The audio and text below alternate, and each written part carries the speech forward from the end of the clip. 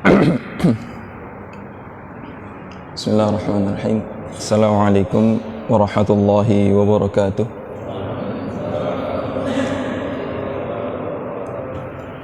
Alhamdulillahi rabbil alamin. Assalatu wassalamu ala asyrafil anbiya'i wal mursalin, nabiyyina Muhammadin wa ala alihi wa ashabihi wa man sara ala nahjihi ila yaumiddin. Allahumma la sahla illa ma ja'altahu sahla wa anta taj'alul hazana idza syi'ta sahla.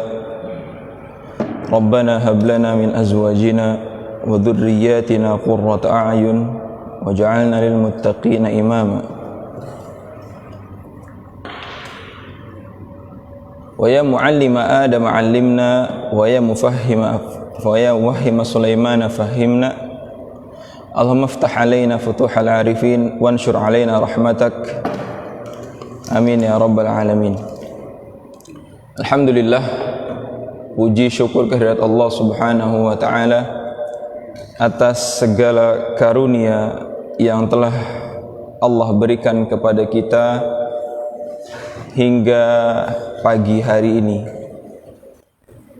Salawat serta salam tak lupa kita haturkan kepada suri tauladan kita, baginda kita, Nabi kita Muhammad sallallahu alaihi wasallam. Karena dengan perjuangan yang Nabi sallallahu alaihi wasallam lakukan untuk mendakwahkan, mengemban risalah, kita bisa merasakan nikmat terbesar umat ini, nikmat terbesar manusia hidup di atas alam semesta ini, yaitu berada di atas agama Allah Jalla Jalaluh, yaitu agama Islam yang akan membawa seorang hamba kepada kebahagiaan dunia dan tentu kebahagiaan yang abadi, yaitu kebahagiaan akhirat kelak. Semoga Allah Subhanahu wa taala jadikan kita semua menjadi ahli surganya. Amin ya rabbal alamin. Bapak Ibu yang rahmati Allah Subhanahu wa taala, kita lanjutkan kajian kita membahas sejarah Nabi sallallahu alaihi wasallam sejak dari beliau menerima wahyu.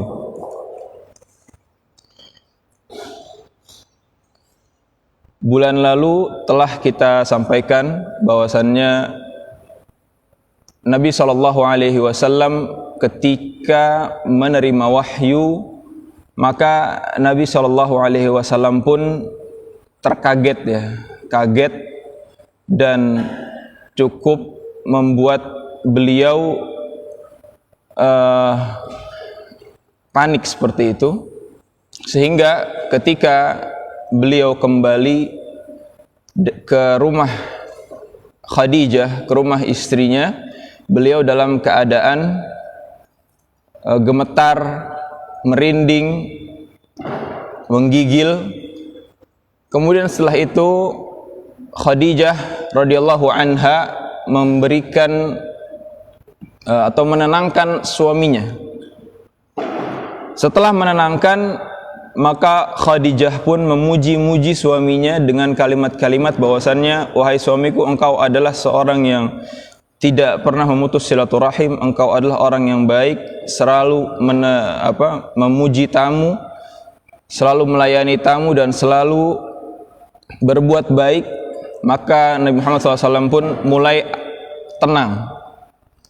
Setelah Nabi Muhammad SAW mulai tenang, barulah ditanya apa yang sebenarnya terjadi. Setelah itu kemudian Khadijah membawa suami tercintanya ke sepupunya, yaitu Waraqah bin Naufal. Ketika sampai ke Waraqah bin Naufal, maka Waraqah mengabarkan bahwasannya hadza namus, ini adalah namus, yaitu makhluk yang bernama malaikat yang turun kepada Nabi Musa alaihi salam. Maka Waraqah mengabarkan ini adalah namus, yaitu malaikat yang turun kepada Nabi Musa alaihi salam. Kata Waraqah, ya laitani fiha jaz'an akunu hayyan hina yukhrijuka qaumuk. Kata Waraqah, wahai atau duhai kiranya pada saat engkau nanti diusir oleh kaummu, maka aku masih hidup. Kata Waraqah, wahai Muhammad, sekiranya aku ini masih kuat dan masih hidup nanti ketika umatmu mengeluarkanmu dari tempatmu saat ini. Maka kata Nabi SAW, awa mukhrijiyahum, memang benar mereka itu akan mengeluarkanku dari tempat ini. Faqala Waraqah, na'am, ya, bahwasannya umatmu ini, yaitu suku kafir Quraisy, akan mengeluarkanmu dari kampungmu ini. Lam ya'ti rajulun qattu bimithli ma ji'ta bihi illa 'udi. Kata Waraqah meneruskan perkataannya, memberikan wejangan-wejangan kepada Rasul sallallahu alaihi wasallam sebelum mulai berdakwah. Kata Waraqah, tidak ada seorang lelaki yang diberikan seperti apa yang telah kamu alami ini. Maksudnya ialah tidak ada seorang nabi yang sebelum-sebelumnya yang dia menerima atau mereka menerima wahyu ini illa udi, kecuali mereka itu pasti dimusuhi. Kata Waraqah memberikan wejangan kepada Nabi Muhammad SAW, gak ada pria-pria atau lelaki sebelumnya yang menerima hal-hal seperti yang kamu alami ini, kecuali mereka itu pasti akan dimusuhi. Wa in yudrikni yaumuka ansuruka nasran muazzara. Maka kata Waraqah, jikalau pada saat itu aku masih ada, ansuruka nasran muazzara, aku akan menolongmu dengan pertolongan yang kuat. Subhanallah. Waraqah sudah memberikan janji, Waraqah sudah memberikan memberikan sebuah pengamanan gitu ya, bahwasannya engkau akan diusir, engkau akan dicerca, engkau akan dikeluarkan, tapi saat itulah aku insyaallah akan ada bersamamu. Maka tidak lama kemudian, thumma lam yatashayyab waraqatan an tuwfi. Kata hadisnya, di hadis ini dikatakan enggak lama setelah Waraqah mengatakan demikian, maka Waraqah pun wafat. Maka di sini ada beberapa hal yang bisa kita ambil. Pertama, Waraqah ibn Naufal adalah di antara orang-orang Ahnaf. Apa itu Ahnaf? Ahnaf ialah orang-orang yang masih berada di atas agama millah Ibrahim, yaitu agama Nabi Ibrahim alaihissalam, yang dimana mereka tidak menyembah berhala. Waraqah beragama Nasrani, tapi dia pun termasuk dari orang-orang Ahnaf. Ahnaf ialah orang yang murni suci, tidak pernah menyentuh ibadah kesyirikan. Karena pada dasarnya memang orang-orang atau agama yang dibawa oleh nabi-nabi sebelumnya, seperti Nabi Isa alaihissalam dan nabi-nabi sebelumnya pun, agama mereka murni dari ibadah kepada selain Allah subhanahu wa ta'ala. Walaupun Waraqah ibn Naufal hidup di zaman Nabi SAW, yang sebenarnya di zaman tersebut itu sudah ada penyimpangan dalam agama Nasara, akan tapi Waraqah ibn Naufal tidak mengalami penyimpangan tersebut, dan dia termasuk dari orang-orang Ahnaf.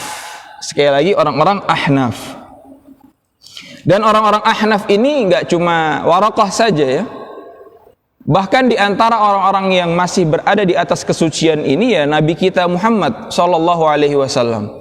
Nabi Muhammad sallallahu alaihi wasallam tidak pernah sekalipun menyentuh ibadah berhala ketika sebelum kenabian. Allah Subhanahu wa taala jaga. Kemudian Waraqah, kemudian ada lagi beberapa orang yang masih berada di dalam kesucian atau kemurnian tauhid ini. Makanya dari pembicaraan ini terdapat perbedaan pendapat orang-orang ahlul fatrah. Apa itu ahlul fatrah? Orang-orang yang hidup tanpa adanya atau jarak antara nabi satu ke nabi yang lainnya itu lama sekali, yaitu jarak antara Nabi Isa alaihi salam kepada Nabi Muhammad itu sekitar 500 tahun. Nah, orang-orang yang hidup di sekitar itu yang mereka tidak mendengar adanya Nabi Isa atau Ahnaf, apakah mereka masuk surga atau masuk neraka? Kenapa ada yang mengatakan masuk neraka? Ya karena dikatakan ternyata masih ada loh orang yang berada di atas agama Allah Subhanahu wa taala. Jadi sebenarnya bisa bagi orang-orang tersebut untuk mencari tahu agama yang benar. Akan tapi mungkin saja sebagian yang lain itu mereka malas sehingga tidak mencari agama yang benar. Buktinya apa? Sampai pada hari Nabi SAW diutus, ada seorang bernama Waraqah. Ini bukti bahwasannya ternyata orang-orang yang berada di atas agama yang murni ini masih ada. Kemudian kalau mau lebih tahu tentang Ahnaf ini ada kitab berjudul Al-Ahnaf ya, berjudul Al-Ahnaf yang dimana di situ dibahas tentang orang-orang yang masih berada dalam kesucian atau kemurnian agama Allah Subhanahu wa taala. Baik. Dan Waraqah bin Naufal Allah hitung beliau termasuk dari orang-orang yang muslim ya, termasuk dari kaum muslimin. Karena Nabi SAW pernah bersabda, la tasubbu Waraqatah, jangan kalian menghina Waraqah. Sesungguhnya aku melihat Waraqah itu dia dapat 1 surga atau 2 surga. Jadi Waraqah itu termasuk kaum muslimin. Hanya saja beliau memang belum bersyahadat. Kenapa? Ya nggak perlu bersyahadat, karena memang masih agamanya masih jelas begitu, masih beriman. Dan bahkan Waraqah orang pertama atau orang kedua setelah Khadijah yang mengimani adanya kerasulan seperti itu. Walaupun memang tidak dikatakan bahwasannya Waraqah orang yang pertama kali masuk Islam, karena yang pertama kali masuk Islam dari laki ialah Abu Bakar. Kenapa? Karena memang Waraqah itu sendiri sudah berada dalam agama yang murni. Yang kedua, pada saat itu Nabi SAW belum tahu apa yang beliau harus lakukan untuk berdakwah. Nabi SAW belum tahu apa yang beliau harus lakukan untuk mengislamkan orang lain atau untuk mengajak orang masuk ke agama Islam. Dan pada saat itu pula Nabi SAW memang belum diperintahkan untuk apa? Belum diperintahkan untuk berdakwah. Karena Nabi SAW nubbi'a bi Iqra wa ursila bil Muddathir. Artinya apa? Nabi SAW diangkat menjadi nabi dengan surat Al-Alaq ini, yaitu surat Iqra bismi rabbikal ladzi khalaq. Tapi Nabi SAW barulah diutus menjadi Rasul, diutus untuk berdakwah dengan surat Al-Muddathir yang berbunyi, ya ayyuhal muddathir qum. Apa qum artinya? Bangun. Wahai orang yang berselimut, qum, bangun. Ngapain? Fa'anzir, berikan peringatan kepada manusia. Barulah di situ Nabi SAW diangkat menjadi Rasul. Dan berapa jarak antara ayat pertama yang dimana Rasulullah SAW diangkat menjadi Nabi sampai menjadi Rasul? Dikatakan jarak antara ayat surat Al-Alaq sampai turunnya surat Al-Muddathir itu dikatakan ada yang mengatakan 3 hari, ada yang mengatakan beberapa hari, ada yang mengatakan sampai 40 hari. Barulah di situ turun ayat yang kedua yang turun kepada Nabi SAW, yaitu surat Al-Muddathir. Berarti jaraknya sekitar, kalau kita katakan yang paling jauh yaitu 40 hari. Di tengah-tengah itulah wafat siapa? Waraqah bin Naufal. Jadi Waraqah bin Naufal memang tidak lama setelah Nabi SAW diangkat menjadi Nabi, kemudian beliau wafat.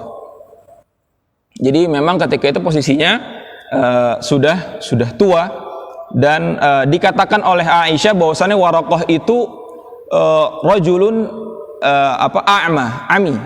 Waraqah itu juga seorang pria yang buta, Jadi Waraqah ini sudah tua, beragama Nasrani dan sudah beriman dengan keberadaan Nabi Muhammad SAW, dan dia juga orang yang buta. Nah, orang yang buta. Dikatakan dalam hadis Aisyah bahwasannya Waraqah ini pria buta yang sering membaca Injil. Dikatakan oleh Aisyah bahwasannya Waraqah ini sering membaca Injil. Nah, tentu yang dibaca yang masih murni ya. Nah, kemudian ada beberapa hal lagi yang bisa kita ambil dari hadis tentang diturunkannya wahyu pertama, yaitu perihal tentang Nabi SAW dipeluk oleh malaikat Jibril alaihi salam sampai 3 kali. Apa makna di sini? Di antara para ulama memberikan makna Nabi SAW dipeluk hingga 3 kali oleh Jibril alaihi salam ingin menjelaskan bahwasannya apa yang sedang dialami oleh Nabi Muhammad SAW itu bukan mimpi. Kenapa perlu ditekankan seperti ini? Karena seperti yang sudah dijelaskan bahwasannya sebelum Nabi SAW diberikan wahyu, diturunkan surat Al-Alaq ini di Gua Hira, Nabi SAW telah sering mengalami hal-hal apa? Hal-hal yang aneh, hal-hal yang di luar nalar manusia, seperti batu yang berbicara, kemudian mimpi yang begitu nyata, seakan-akan seperti melihat falakis subuh, yaitu sinar matahari di waktu subuh. Maka ada sisi malaikat Jibril untuk memberikan kesadaran kepada Muhammad SAW bahwasannya apa yang sedang terjadi saat ini ketika engkau di Gua Hira itu bukan mimpi. Maka Jibril alaihissalam memeluk Nabi SAW sampai 3 kali agar menunjukkan kepada Nabi SAW ini adalah sebuah kenyataan dan ini adalah real, bahwasannya engkau memang sedang didatangi oleh malaikat dan diturunkan wahyu kepada beliau.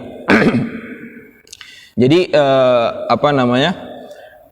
subhanallah, para ulama ketika memberikan faidah, memberikan sebuah hal-hal yang tersirat dari hadis itu begitu dalam ya, sampai pelukan Jibril alaihi salam sebanyak 3 kali ke diri Nabi Muhammad SAW dengan pelukan yang keras ya, pelukan yang keras, sampai Nabi SAW kan mengatakan tsumma arsalani, kemudian Jibril itu melepaskanku. Berarti kan pelukan ini bukan cuma kayak orang cipika-cipiki begitu, tapi dipeluk dengan keras begitu, sehingga Nabi SAW di sini sadar ini adalah kenyataan yang benar-benar terjadi, bukan mimpi yang selama ini engkau alami selama 6 bulan. Kemarin sudah kita jelaskan di bulan lalu, Nabi SAW sebelum diturunkannya wahyu yang benar-benar diturunkan ini, yaitu Al-Quran, Nabi SAW selama 6 bulan mengalami mimpi yang sangat seperti kenyataan, seperti itu. Dan di hari tersebut Jibril menegaskan ini bukan mimpi, tapi ini adalah sebuah kenyataan. Taib. Kemudian dikatakan dalam hadis tentang turunnya wahyu, ada pertanyaan, kapan turun wahyu tersebut? Kapan turunnya wahyu tersebut? Hari diturunkannya wahyu itu adalah hari Senin, dan ini tidak ada perbedaan di kalangan para ulama. Hari diturunkannya wahyu kepada Nabi SAW, yaitu surat Al-Alaq dari 1 sampai 5, itu adalah hari Senin. Akan tapi yang menjadi sebuah perbedaan ialah bulannya. Dikatakan bahwasannya bulannya ada yang mengatakan bulan Rajab, Rabiul Awal, dan bulan Ramadan. Rajab, Rabiul Awal, dan bulan Ramadan. Dan yang sering kita pahami memang bulan Ramadan gitu ya. Lebih-lebih nuzulul Quran gitu ya. Nah, ini yang sering kita pahami. Ternyata di situ ada perbedaan pendapat kapan turun kepada Nabi SAW. Ternyata turun kepada Nabi itu ada perbedaan pendapat para ulama, di antara dimatakan bulan Rajab, bulan Rabiul Awal, dan bulan Ramadan. Kemudian yang mengatakan itu bulan Rabiul Awal karena sesuai dengan hari atau bulan lahirnya Nabi SAW. Nabi SAW lahir pada bulan Rabiul Awal. Dan dikatakan bahwasannya wahyu itu turun pada usia Nabi SAW ke 40 pas. Ada yang mengatakan Nabi SAW itu lahir atau wahyu itu turun di usia 40 Nabi SAW tamaman, yaitu pas. Berarti apa? Berarti lahir di bulan Rabiul Awal, maka diutus bulan Rabiul Awal juga. Itu yang mengatakan bahwasannya Nabi SAW itu menerima wahyu pada bulan Rabiul Awal karena disesuaikan, ditarik mundur ke awal lahirnya. Kemudian yang mengatakan bulan Ramadan ini pun wallahu alam, di antara dalilnya ialah surat Inna anzalnahu fi lailatul qadar, surat Al-Qadar. Sungguhnya kami menurunkan Al-Qur'an pada malam Lailatul Qadar. Lantas kemudian kok di sini Al-Qur'an diturunkan pada malam Lailatul Qadar? Sedangkan pada saat Gua Hira itu bukan bulan Ramadan. Kalaupun bulan Ramadan, dia yang dikatakan 17 Ramadan itu kan 17 Ramadan bukan malam Lailatul Qadar. Karena Lailatul Qadar itu terjadi kapan? 10 hari terakhir. 10 hari terakhir dan lebih khusus lagi di malam-malam ganjil. Sedangkan 17 Ramadan itu masih di luar 10 hari terakhir. Maka bagaimana? Ternyata yang dimaksud oleh Al-Quran, kalau kita baca di antara tafsir Ibnu Katsir dan tafsir-tafsir yang lainnya, bahwasannya diturunkannya Al-Quran pada malam Lailatul Qadar itu maksudnya ialah diturunkannya Al-Quran dari sisi Allah Subhanahu wa Ta'ala ke langit dunia atau ke Baitul Izzah seluruhnya. Bisa dipahami bahwasannya Al-Quran itu pada dasarnya ada di sisi Allah Subhanahu wa Ta'ala. Sebelum diturunkan ke Nabi SAW secara berangsur-angsur selama 23 tahun, maka Al-Quran Allah Subhanahu wa Ta'ala turunkan ke langit dunia, atau bisa disebut dengan Baitul Izzah, dan disitulah diturunkan Al-Quran itu secara keseluruhan dari sisi Allah Subhanahu wa Ta'ala ke langit dunia. Nah, dari langit dunia ini kepada Nabi SAW barulah diturunkan selama 23 tahun berangsur-angsur sesuai dengan keadaan dan kondisi dan juga kebutuhan yang dialami pada saat itu. Nah, dan Al-Quran tidak turun secara lengkap ketika turun. Misalnya pada saat turun surat Al-Alaq, apakah turun langsung full satu surat? Tidak. Tapi turunnya sedikit-sedikit. Kemudian apakah turunnya itu ketika surat Al-Alaq 1 sampai 5, kemudian besoknya turun 6 sampai 10? Tidak juga. Kita lihat dalam hadis ini ternyata surat Al-Alaq ketika turun 1 sampai 5. Kemudian Nabi SAW menunggu wahyu yang kedua, ternyata yang turun surat Al-Muddathir, seperti itu. Nah ini perlu kita pahami bahwasannya Al-Quran turun sesuai dengan kebutuhan dan kondisi. Nah, terus siapa yang menentukan suratnya? Insya Allah ada pembahasannya. Kemudian jadi tadi ya perbedaan pendapat tentang turunnya Al-Quran itu, atau yang dialami Nabi SAW pada saat di Gua Hira, yang disepakati harinya, adapun bulan dan tanggal itu ada perbedaan. Kemudian apakah kita harus menetapkan mana tanggal berapa segala macam, atau yang ketika mengatakan oh ini salah tidak perlu. Karena perbedaan ini perbedaan yang atau khilaf yang suatu yang kalau kita tahu pun kadang kalau kita tidak tahu pun tidak masalah. Jadi tidak perlu ada perbedaan pendapat atau saling hujat dan lain-lain karena hanya menentukan tanggal turunnya wahyu kepada Nabi Muhammad SAW. Jadi perbedaan yang biasa di kalangan para ulama, dan di situ tidak terdapat perselisihan yang akhirnya menimbulkan sesuatu yang tidak seharusnya terjadi seperti itu. Maka perbedaan seperti ini seharusnya disikapi dengan perbedaan yang biasa-biasa saja. Taib. Kemudian dari penjelasan tentang hadis turunnya wahyu ini ada beberapa hal yang bisa kita ambil pelajaran. Yang pertama bahwasannya Nabi SAW tidak pernah berusaha untuk menjadi nabi. Telah kita jelaskan dalam pertemuan yang lalu bahwasannya Nabi SAW tidak pernah berniat ketika bertahannuts di Gua Hira itu ialah agar beliau diberikan wahyu. Ini yang pertama. Nabi SAW ketika pergi ke Gua Hira untuk merenung, untuk ibadah, tidak pernah terfikirkan atau terbesit sekalipun bahwasannya beliau akan menjadi seorang nabi. Ini yang pertama, dan ini hanya dikhususkan untuk beliau SAW. Jadi kita selaku umatnya bukan meniru perilaku tersebut. Itu bukan di antara perilaku yang harus dilakukan setelahnya. Buktinya apa? Nabi SAW ketika setelah diutus menjadi Rasul, kata para ulama juga tidak ditemukan bahwasanya beliau itu pernah kembali lagi ke Gua Hira. Jadi Nabi SAW ketika selesai diutus menjadi Rasul, ketika ingin menerima wahyu lagi, Nabi SAW pergi dulu ke Gua Hira. Enggak. Jadi Nabi SAW setelah diutus jadi nabi, jadi rasul, nggak pernah balik lagi ke Gua Hira untuk apa? Untuk doa tahanus dan lain-lain, tidak. Dan para sahabat pun mereka tidak kembali lagi. Dan Nabi SAW telah meninggalkan perbuatan tersebut.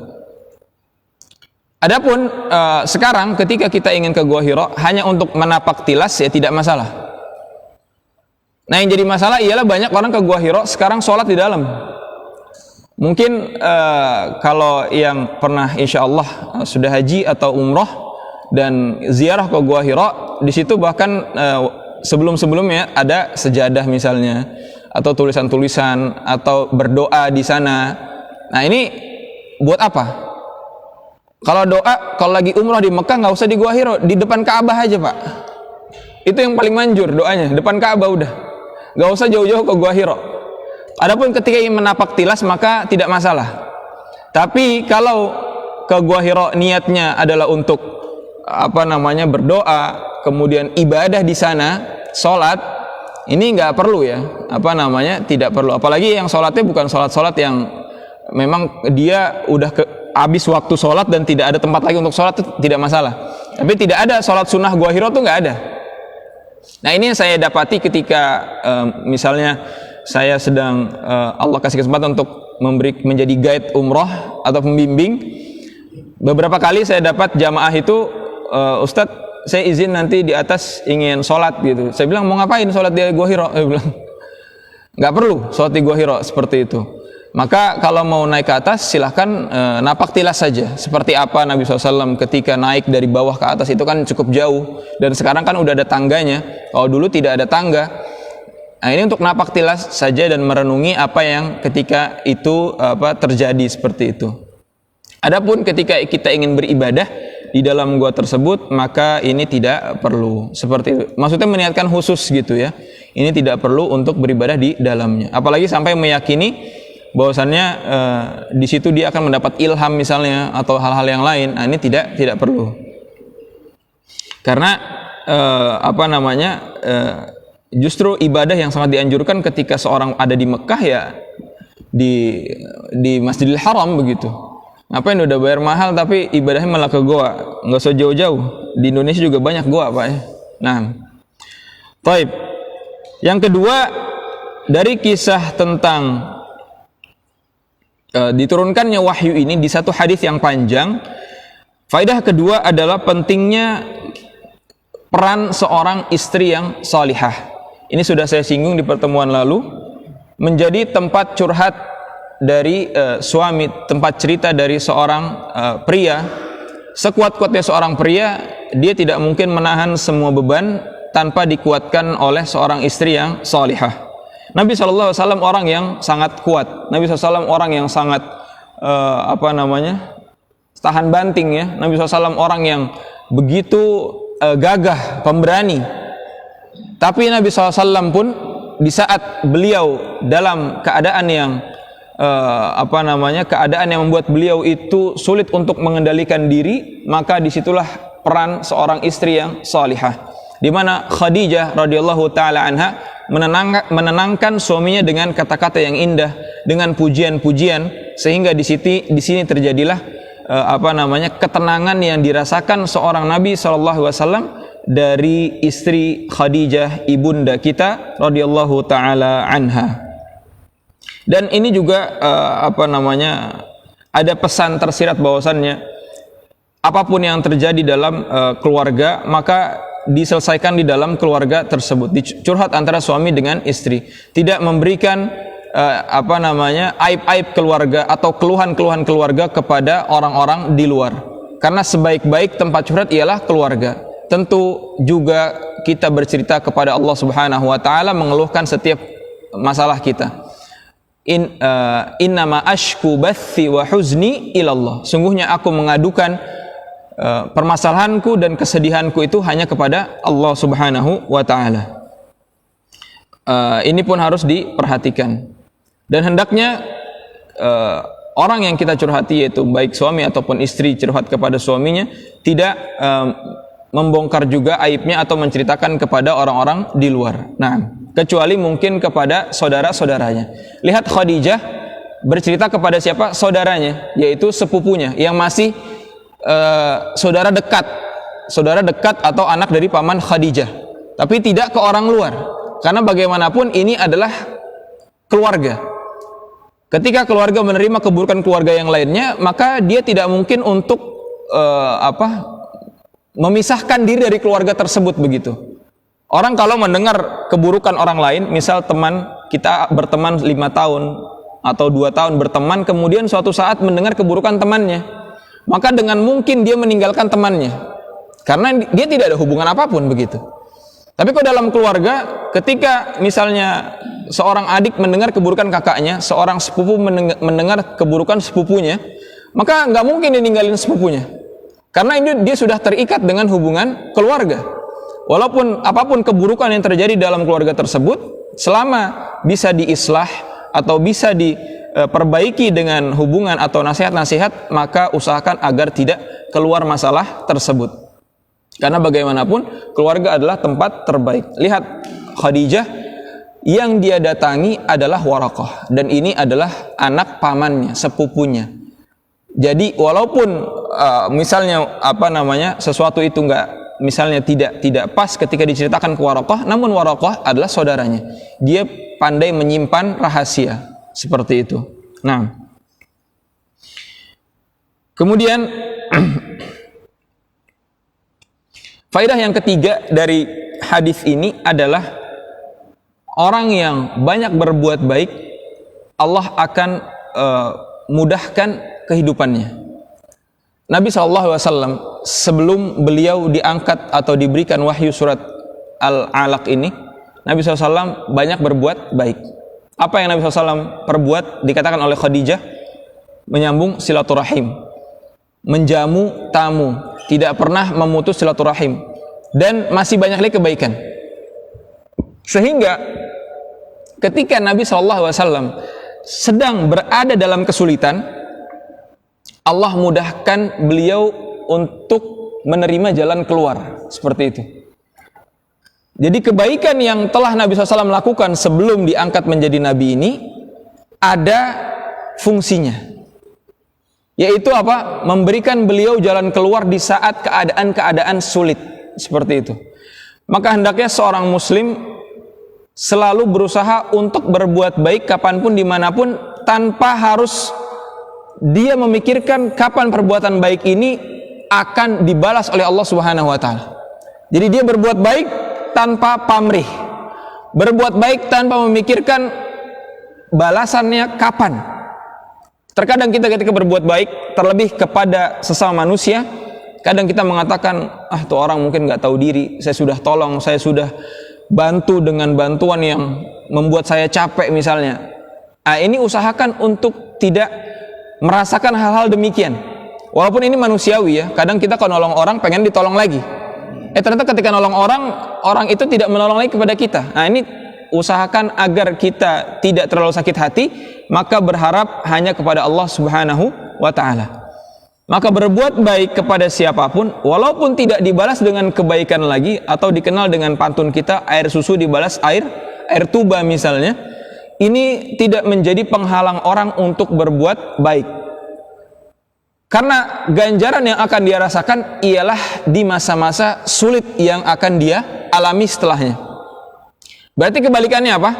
Ketika kita berada dalam kesulitan, ketika kita berada dalam kesempitan, apapun itu, sedang dalam masalah, sedang dalam sebuah kondisi yang dimana kita sulit untuk bergerak misalnya, kalau kita masih atau lama mendapatkan jalan keluar, mungkin saja kebaikan yang kita lakukan itu pun sedikit, begitu. Jadi kita introspeksi diri tentang kebaikan-kebaikan yang pernah kita lakukan sebelumnya, apakah itu pertama sudah ikhlas atau belum, kemudian apakah kebaikan tersebut murni kita lakukan untuk membantu orang lain, atau kita berharap ada maksud tertentu di sana. Misal kita berbuat baik karena dia adalah orang kaya misalnya, kita berbuat baik karena dia adalah orang yang memiliki jabatan, bukan karena berbuat baik murni ingin membantu. Ini berbeda ya. Saya udah berbuat baik kok, saya begini, saya begitu, ternyata ada udang di balik batu gitu loh. Orang-orang yang dalam tanda kutip istilahnya tidak punya jabatan atau tidak memiliki harta yang banyak, dia tidak bantu atau dia tidak dekati. Maka di sini dilihat di mana keikhlasan tersebut. Nabi SAW ketika membantu orang tidak pernah melihat siapa di hadapannya, seperti itu.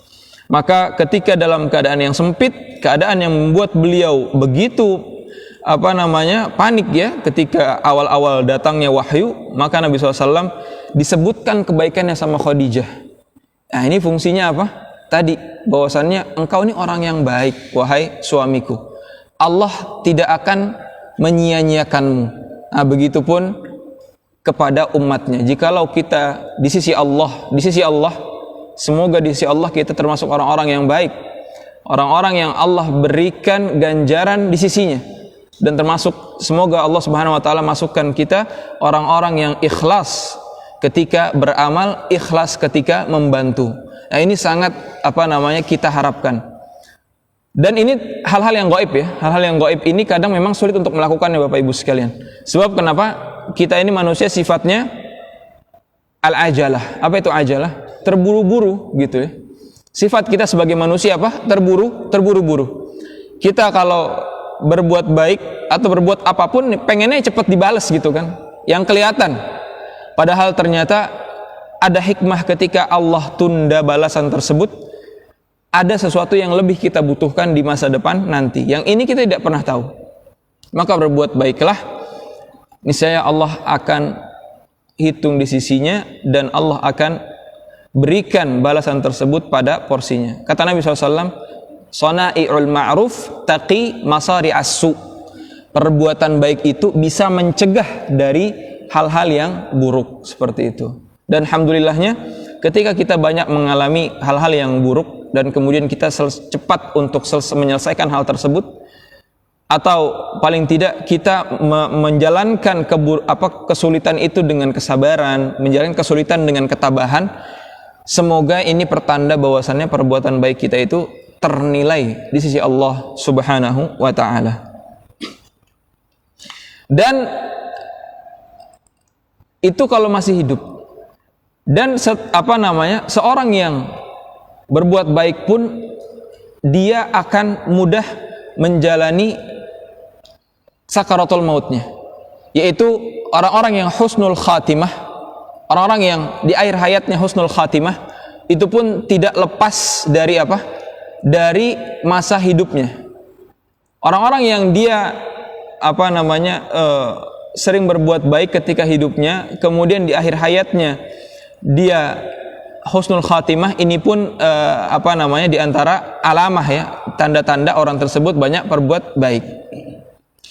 Ana pernah mendengar sebuah cerita dari salah seorang ustadz yang dimana dia punya saudara. Orang ini jarang melakukan sholat, saudaranya ini jarang melakukan sholat, sering meninggalkan sholat. Intinya ibadahnya ini remeh ya. Ibadahnya ini remeh. Ibadah kepada Allahnya remeh, sering ninggalin sholat bahkan, atau lalai dan lain-lain. Bahkan bermasalah di keluarganya. Tapi ternyata orang ini sering membantu, sering menyambung silaturahim. Di akhir hayatnya udah usia 70-80 tahun, maka pelan-pelan dia kembali kepada Allah Subhanahu wa taala. Tiba-tiba dia sering sholat, tiba-tiba dia sering beribadah. Tidak lama setelah itu Allah wafatkan saudara ustadz ini. Maka ustadz ini bilang di antara ceramahnya saya dengar, saya sangat kaget sekali dengan akhir hayat beliau. Ketika akhir hayatnya, saudara dari ustadz ini dia teriak syahadat ketika sakaratul maut. Asyhadu an la ilaha illallah, asyhadu an la ilaha illallah. Maka istrinya bingung, ini orang ngapain syahadat-syahadat teriak-teriak? Ternyata pada saat itu sedang sakaratul maut, dan di akhir kalimatnya ialah syahadat kepada Allah Subhanahu wa taala. Ini ketika ustadz ini mencari tahu tentang kebaikannya, ternyata orang ini banyak sekali berbuat baik yang mungkin tidak diketahui oleh orang lain. Dan ada hikmah lain Bapak Ibu sekalian, kebaikan orang tua, kebaikan kita ini yang kita lakukan, kesolehan kita sebagai manusia itu akan berdampak baik kepada anak keturunan kita. Di antaranya di dalam kisah Nabi Yusuf alaihissalam, ketika Nabi Yusuf digoda oleh istri dari pimpinan Mesir saat itu, dan dalam surat Yusuf dikatakan bahwasannya istri dari pimpinan ini adalah wanita yang sangat cantik dan wanita yang kaya raya, dan sekaligus tuannya Yusuf alaihissalam, tuannya. Maka wanita ini tidak tahan melihat ketampanan Yusuf alaihissalam. Akhirnya Yusuf pun diajak ke kamar dan dikunci. Maka Yusuf ketika itu alaihissalam, seorang nabi, dikatakan dalam Al-Quran, walaqad hamma bihi wa hamma biha. Yusuf sudah ada keinginan untuk menerima ajakan si wanita tadi. Dalam tafsir ayat ini dikatakan bahwasannya ketika Yusuf alaihissalam sudah mulai tergoda, Yusuf pun teringat akan ayahnya. Yusuf terbayangkan ayahnya sedang memukul-mukul dadanya. Jangan wahai Yusuf, jangan wahai Yusuf. Siapa ayah dari Nabi Yusuf alaihissalam? Nabi Yakub alaihissalam. Kata para ulama, ketika Yusuf terpikirkan tentang ayahnya ini diantara penjagaan Allah Subhanahu wa taala kepada seorang anak yang orang tuanya itu adalah orang tua yang soleh. Yakub alaihissalam orang tua yang soleh, seorang nabi, seorang yang selalu beribadah kepada Allah Subhanahu wa taala, seorang yang selalu mendoakan anaknya. Bahkan ketika Yusuf alaihissalam itu hilang, Yakub sampai buta. Maka walaupun Yusuf telah jauh dari penglihatan orang tuanya, dari pengawasan orang tuanya sekian belas tahun, tapi Allah tetap jaga Nabi Yusuf alaihissalam dengan penjagaannya karena kesolehan orang tuanya. Nah ini, jadi Bapak Ibu sekalian rahmati Allah Subhanahu wa taala, kesolehan kita ini tidak hanya berdampak untuk kepribadian kita saja. Kesolehan kita, taatnya kita dalam ibadah tidak hanya berdampak pada kebaikan kita saja. akan tapi kesolehan kita ini, terlebih kita seorang pemimpin, seorang bapak, seorang yang bertanggung jawab atas pendidikan anak-anak kita, sangat berpengaruh pada keberlangsungan hidup keturunan kita. Maka kalau kita lihat anak-anak pada saat ini, mereka dengan mudahnya berbuat maksiat, dengan mudahnya mereka membangkang kepada gurunya, membangkang kepada yang lain-lain, bahkan tawuran dan lain-lain. Ini mungkin ada korelasi yang sangat kuat antara keadaan seorang anak itu dengan keadaan orang tuanya, terlebih seorang bapak, terlebih seorang bapak. Ini korelasi tidak bisa diputuskan seperti itu. Bahkan kalau kita melebar sedikit dalam surat Luqman, ketika Luqman menasihati anaknya dengan nasihat-nasihat yang begitu indah begitu. Nah, Luqman di sini adalah seorang bapak. Ini bukti bahwasanya dalam ilmu parenting Islami yang bertanggung jawab terhadap pendidikan anak siapa? Bapak. Tanggung jawab kepada ibadah seorang anak itu siapa? Bapak. Apa yang dikatakan oleh Luqman kepada anaknya? Ya bunayya aqimis shalah. Kata Luqman kepada anaknya, wahai anakku, bangun, dirikanlah salat, wa'mur bil ma'ruf, dan berbuat perintahkan kepada orang lain untuk berbuat baik. Nah, ini salah satu bentuk bahwasannya posisi seorang bapak sangat vital sekali, sangat urgent dalam mendidik seorang anak. Maka bagaimana ketika kita menginginkan anak-anak kita ini tenang, anak-anak kita ini soleh dan solehah, tidak berbuat hal-hal yang aneh, sedangkan kita sendiri masih jauh dari kebaikan-kebaikan tersebut. Maka jangan kita tumpahkan 100% kesalahan yang dilakukan oleh seorang anak kepada diri anak tersebut.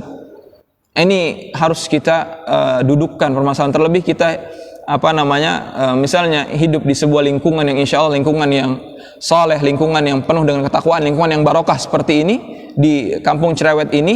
Ketika kita melihat anak orang lain sedang dalam masalah, maka kita jangan mudahkan untuk memarahi anak tersebut. Justru yang harus sebenarnya kita lakukan, yang kita ajak bicara itu orang tuanya.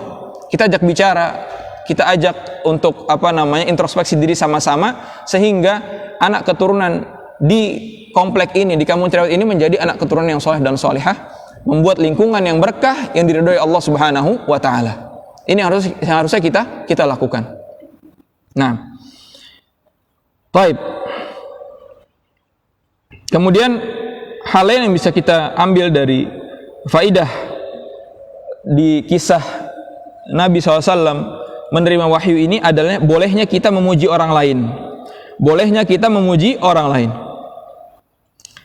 Apa dalilnya? Dalilnya adalah Khadijah memuji Nabi SAW dengan pujian-pujian yang sangat meninggikan dan menenangkan. Memang kadang pujian itu bisa menenangkan, bisa juga meninggikan, bahkan bisa juga membuat orang terbang gitu Pak ya. Nah, ada pujian yang dibolehkan, ada pujian yang tidak boleh. Pujian yang tidak dibolehkan ialah pujian yang bisa membuat orang lain ujub dan seakan-akan hilang keikhlasannya. Pujian yang dibolehkan, pujian yang dibutuhkan. Kapan? Misal tadi orang dalam keadaan panik, maka dia disemangati, kita puji.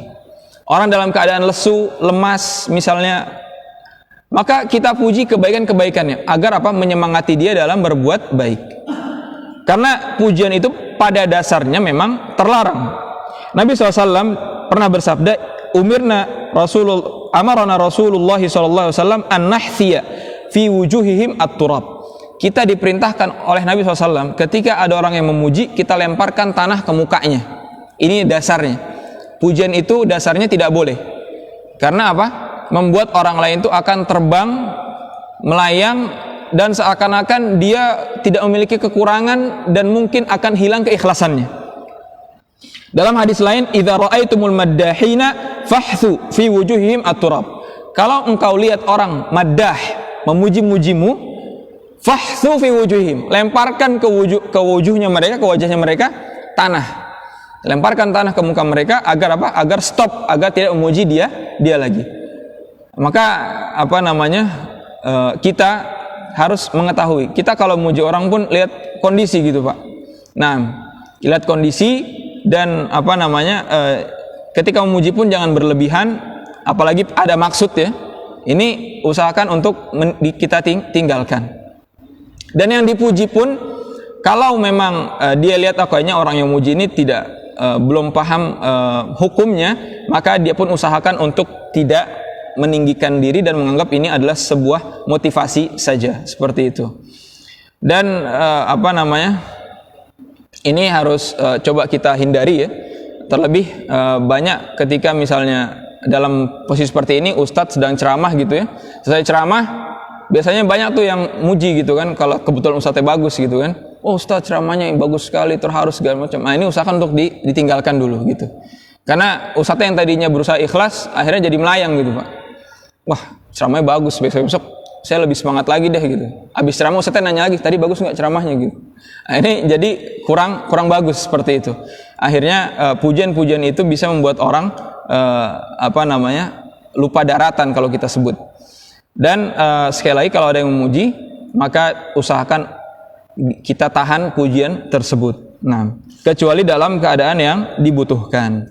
Kayak Nabi SAW sedang dalam kondisi yang sulit, maka Khadijah puji. Begitupun kalau misalnya kita punya anak kita lagi malas belajar, kita puji, kamu pintar, kamu segala macam. Nah, ini bisa kita berikan pujian kepada mereka. Baik.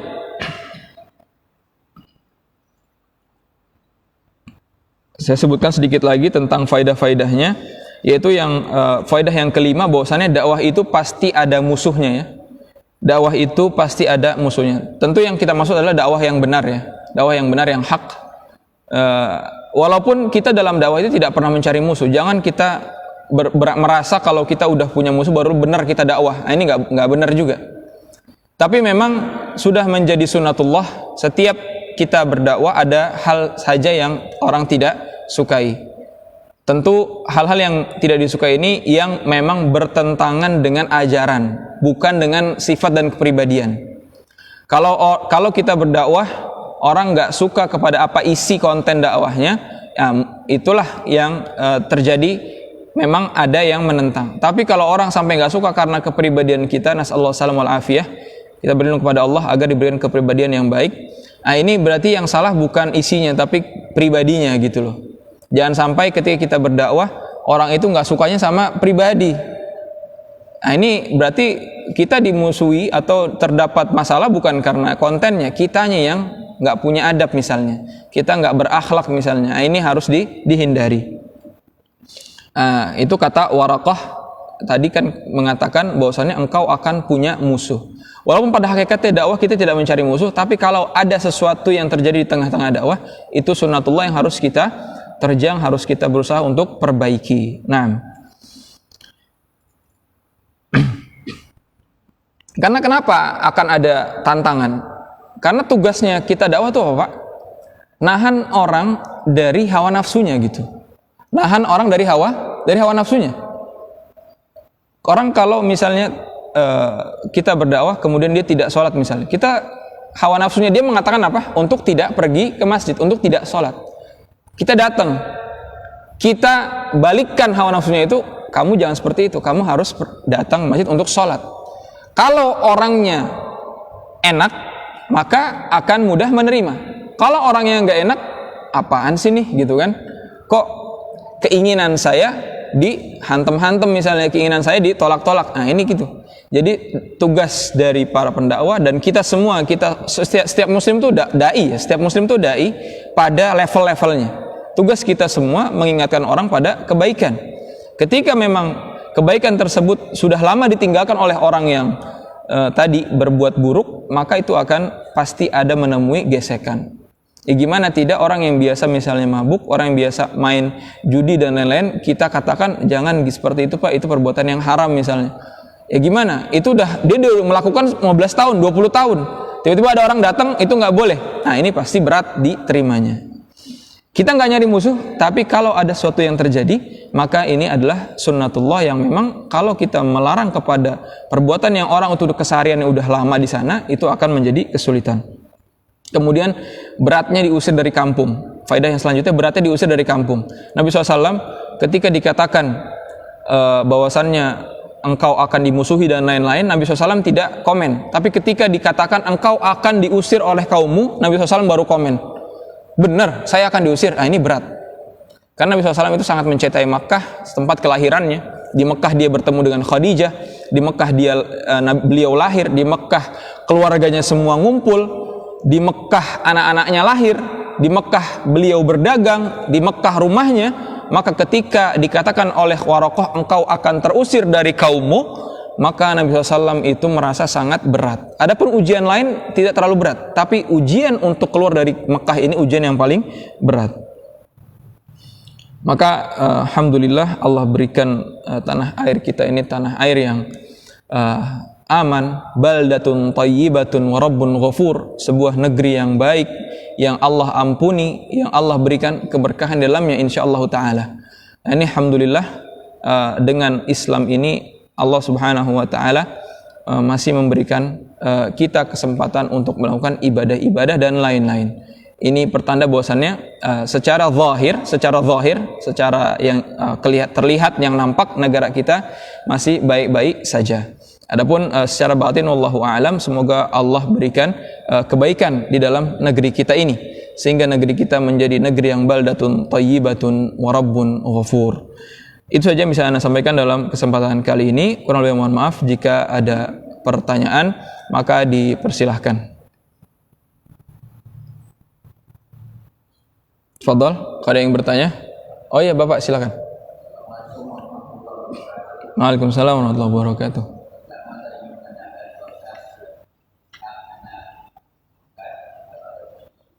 Kenapa? Oh, anak angkat. Iya.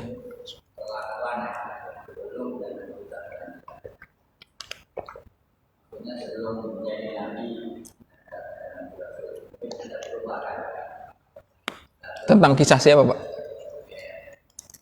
Maksudnya perlakuan anak? Iya, kisah siapa ini? Ya, kasusnya kepada siapa maksudnya? Kasusnya kepada siapa? Yang menjadi anak angkat siapa maksudnya?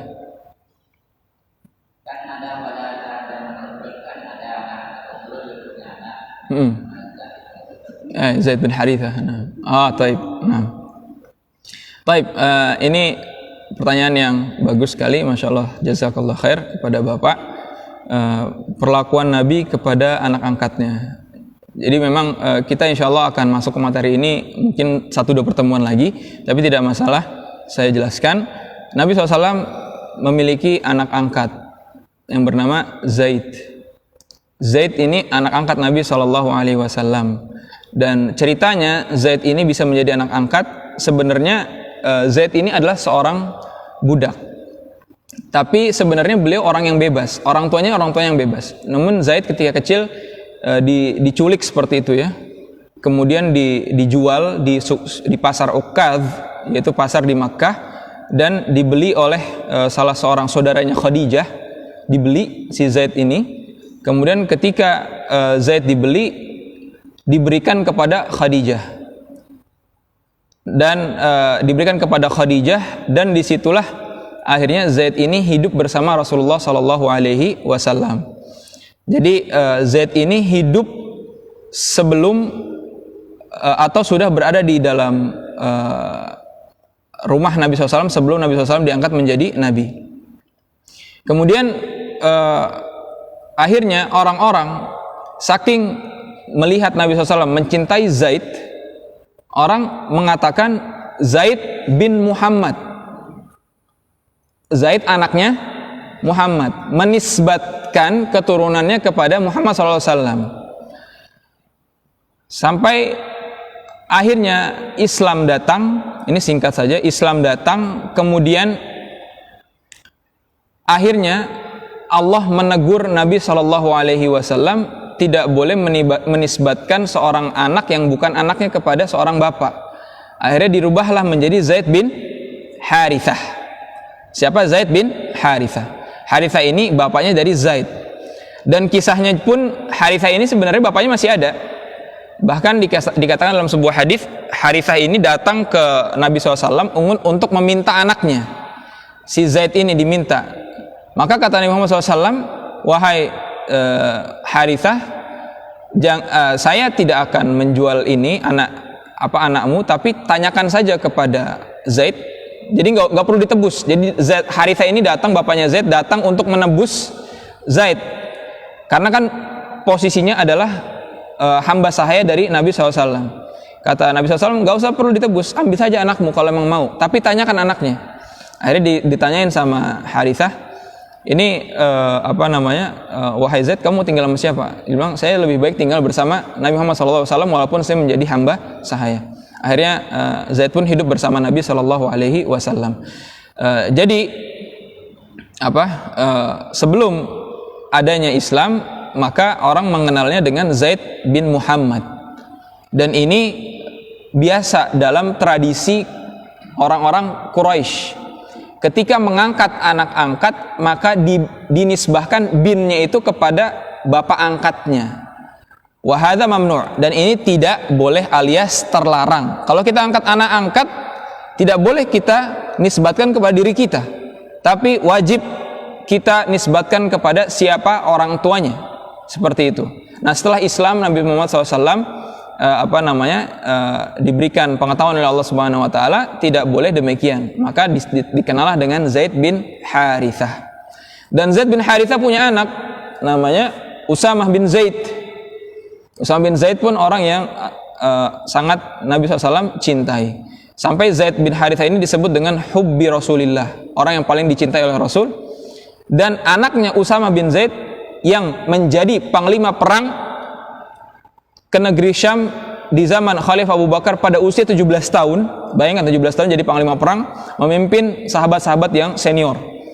Ini pun hubbi Rasulillah, orang yang sangat dicintai oleh Rasulullah sallallahu alaihi wasallam.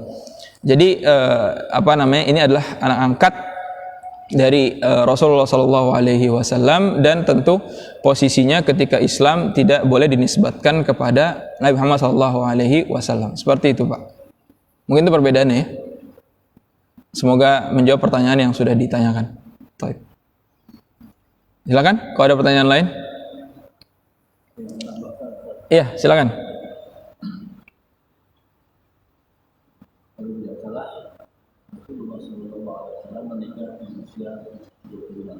Nah,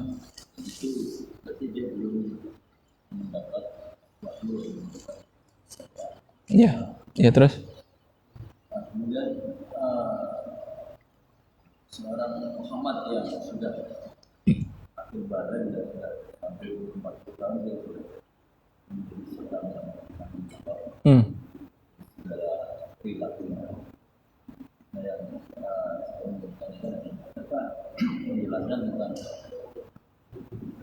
Nabi Muhammad itu bahwa dia seorang ahnaf tadi yang mengikuti agama sebelum agama Islam, artinya syariat atau apa yang dilakukan itu sesuai dengan syariat Nabi sebelumnya. Baik, pertanyaan yang bagus sekali. Nabi SAW tadi dikatakan termasuk orang yang ahnaf, orang yang masih dalam keadaan fitrah ya. Apa dalil dari hal tersebut? Pertama, bahwasannya Nabi SAW dikatakan oleh sebuah hadis dan juga kisah-kisah bahwasannya Nabi SAW tidak pernah sekalipun menyembah berhala, gitu ya. Tidak pernah sekalipun menyembah berhala. Dan Nabi SAW pun adalah orang yang banyak berbuat baik seperti itu dan terhindar dari keburukan-keburukan. Dan di antara dalil yang paling kuat yang saya ingat adalah tentang ketika beliau beribadah di Gua Hira. Dikatakan dalam riwayat para ulama dalam buku-buku sirah yang dilakukan oleh Nabi SAW itu kan diantaranya ada tiga pendapat ya. Pendapat pertama bahwasanya Nabi SAW itu merenung, dan di antara pendapat dikatakan bahwasanya Nabi SAW itu beribadah dengan ibadahnya peninggalan nabi-nabi sebelumnya, yaitu dikatakan ibadahnya Nabi Ibrahim. Ini menunjukkan apa? bahwasannya Nabi SAW masih dalam kemurnian tauhid tadi, dan masih dalam ibadah yang dilakukan oleh Nabi sebelumnya alias agama Ahnaf tadi. Sehingga ada para ulama mengatakan Nabi itu melakukan ibadah di Gua Hira. Ibadahnya seperti apa? Wallahu alam, tapi itu ibadah yang dilakukan oleh nabi-nabi sebelumnya, seperti itu. Maka ini diantara dalil yang sangat kuat. Adapun dalil-dalil lain dikatakan ya Nabi SAW sama sekali tidak pernah menyembah berhala sedikit pun. Bahkan Nabi SAW itu sedih melihat kaumnya menyembah berhala, melihat kaumnya berbuat keburukan, menghalalkan zina, menghalalkan khamr, menghalalkan hal-hal yang lain-lain. Dan Nabi SAW sangat bersih, tidak pernah menyentuh keburukan-keburukan tersebut. Bahkan Nabi SAW pun tidak pernah ikut perang-perang yang terjadi di Quraisy dan lain-lain. Ini menunjukkan beliau masih dalam keadaan suci. Dan apa hikmah dari kisah tersebut? Bahwasannya hikmah terbesarnya Nabi SAW terjaga dari keburukan ialah ketika beliau menjadi Nabi. Kalau Nabi SAW dahulunya pernah atau banyak atau pernah saja melawan keburukan, maka orang akan ngungkit, biasanya gitu ya. Dulunya apa sih, tukang mabok apa segala macam, tiba-tiba jadi penceramah. Nah ini akan diungkit begitu. Ini hikmahnya. Makanya di antara sahabat-sahabat besar ya seperti Abu Bakar gitu. Abu Bakar pun dulunya tuh aman, Pak. Abu Bakar itu dulunya aman. Beliau tidak menyembah berhala juga dan tidak banyak berbuat keburukan, dan dikenal orang yang baik begitu ya. Dan Abu Bakar pun makanya ketika berdakwah pun banyak diterima orang, karena selama beliau sebelum menjadi Islam, menjadi Muslim, beliau orang yang baik. Walaupun Anda tidak tahu apakah Abu Bakar termasuk Ahnaf atau tidak, wallahu alam. Tapi tadi ya dalilnya kurang lebih seperti itu. Semoga bisa menjawab. Baik, ada lagi pertanyaan mungkin? Silakan. Ya. Waalaikumsalam warahmatullahi wabarakatuh.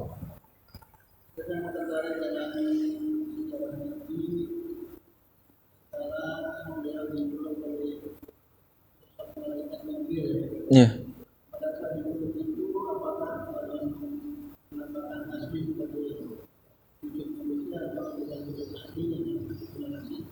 Ya, jazakumullah khair, barakallahu fik. Maka yang saya ketahui dalam bentuk aslinya, Pak. Dalam bentuk aslinya Jibril alaihissalam memeluk Nabi sallallahu alaihi wasallam. Nanti saya coba cari lagi, tapi yang saya ingat dalam bentuk asli. Adapun bagaimananya wallahu alam itu kita kembalikan kepada Allah Subhanahu wa taala caranya. Ya kita tahu Jibril malaikat yang sangat besar. Sayapnya ada 600 gitu ya. Dan yang saya ketahui Jibril datang dalam bentuk aslinya ketika memberikan wahyu kepada Muhammad sallallahu alaihi wasallam. Wallahu alam. Nanti saya coba cari tahu lagi dan saya pastikan jawabannya. Syukran. Nah, ada lagi yang mau tanya? Kalau tidak ada, maka kita cukupkan.